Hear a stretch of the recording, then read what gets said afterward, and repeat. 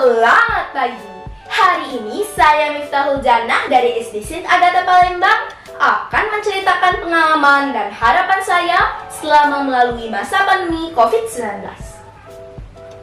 Tak terasa masa pandemi sudah kita jalani lebih dari setahun, sejak bulan Maret 2020 tahun lalu.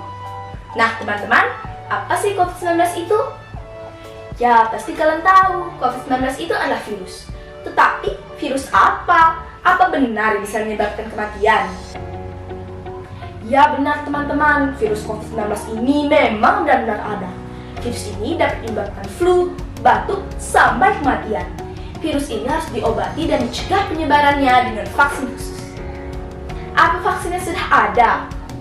Alhamdulillah sudah ada teman-teman, dan sekarang sedang diberikan secara bertahap kepada yang membutuhkan. Semoga saja vaksin ini ampuh untuk mengatasi penyebaran di pandemi ini.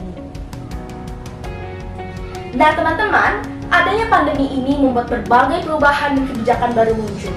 Di antaranya adalah school from home. Kita yang biasanya belajar di ruang kelas, sekarang belajar hanya menggunakan gadget. Belajar secara online atau daring ini terkadang menghadapi berbagai kesulitan ataupun kendala. Di antaranya jika sinyal internet sedang tidak lancar, proses belajar mengajar pun jadi terganggu. Ada satu harapan yang saya rasakan selama pandemi ini.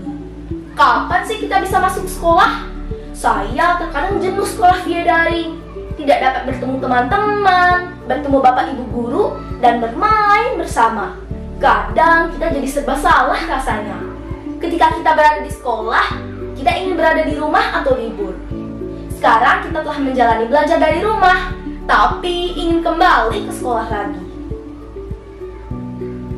Tapi teman-teman, saya sendiri merasa lebih efektif jika kita belajar langsung di sekolah. Karena jika kita belajar di sekolah, kita sudah pasti belajar dan tidak main-main. Tapi kalau belajar menggunakan gadget, begitu banyak godaan untuk melakukan hal lain, seperti bermain game, menonton YouTube, dan membuka sosial media. Jadinya kadang kita tidak fokus untuk belajar. Kalau tidak hati-hati, bisa saja nilai kita menurun dan kita cenderung untuk malas belajar lagi. Teman-teman, selama masa pandemi ini tak dapat dihindari ada kalanya kita merasa bosan ataupun jenuh. Sebenarnya, teman-teman bisa melakukan berbagai kegiatan yang bermanfaat, seperti bercocok tanam ataupun memelihara hewan. Kalau saya mengikuti kegiatan kelas mendongeng cilik yang diadakan oleh komunitas Kampung Dongeng Sumatera Selatan. Di sini, saya dan beberapa teman-teman lainnya diajarkan berbagai macam teknik untuk mendongeng.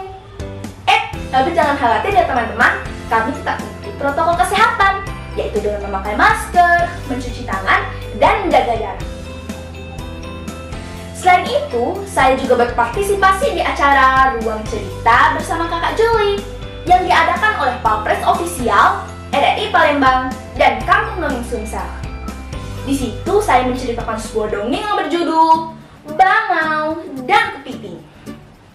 Dongeng ini mengisahkan tentang seekor burung bangau yang rakus yang memiliki akal yang licik. Dia berniat untuk menipu seluruh penghuni danau. Untunglah ada seekor kepiting yang pintar yang berhasil mengetahui akal licik oleh si bangau.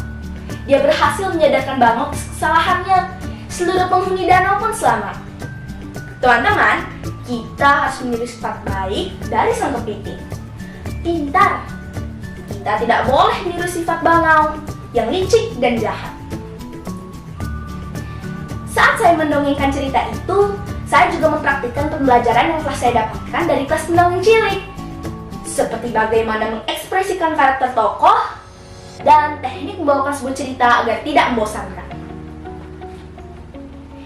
Teman-teman, selama masa pandemi ini, harapan saya hanyalah semoga suatu hari keadaan bisa kembali seperti dulu.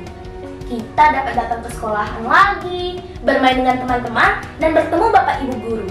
Semoga dengan ditemukannya vaksin mampu untuk mengatasi penyebaran di pandemi ini.